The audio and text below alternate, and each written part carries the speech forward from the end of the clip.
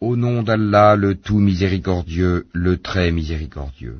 Ô prophète, quand vous répudiez les femmes, répudiez-les conformément à leur période d'attente prescrite, et comptez la période, et craignez Allah votre Seigneur. Ne les faites pas sortir de leur maison, et qu'elles n'en sortent pas, à moins qu'elles n'aient commis une turpitude prouvée. Telles sont les lois d'Allah. Quiconque cependant transgresse les lois d'Allah se fait du tort à lui-même. Tu ne sais pas si d'ici là, Allah ne suscitera pas quelque chose de nouveau. Puis, quand elles atteignent le terme prescrit, retenez-les de façon convenable, ou séparez-vous d'elles de façon convenable, et prenez 2 hommes intègres parmi vous comme témoins, et acquittez-vous du témoignage envers Allah.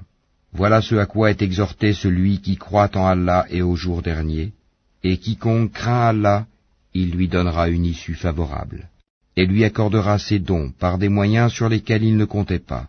Et quiconque place sa confiance en Allah, Allah lui suffit.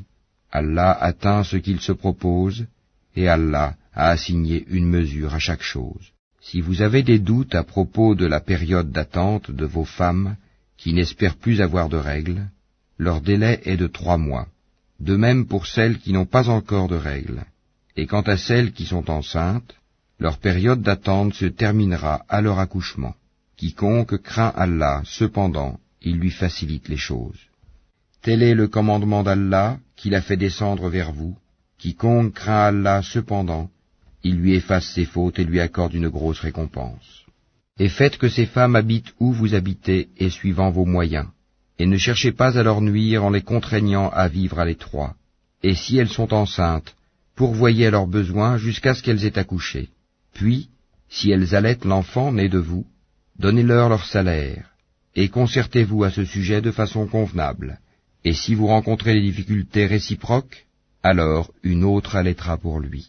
Que celui qui est aisé dépense de sa fortune, et que celui dont les biens sont restreints dépense selon ce qu'Allah lui a accordé.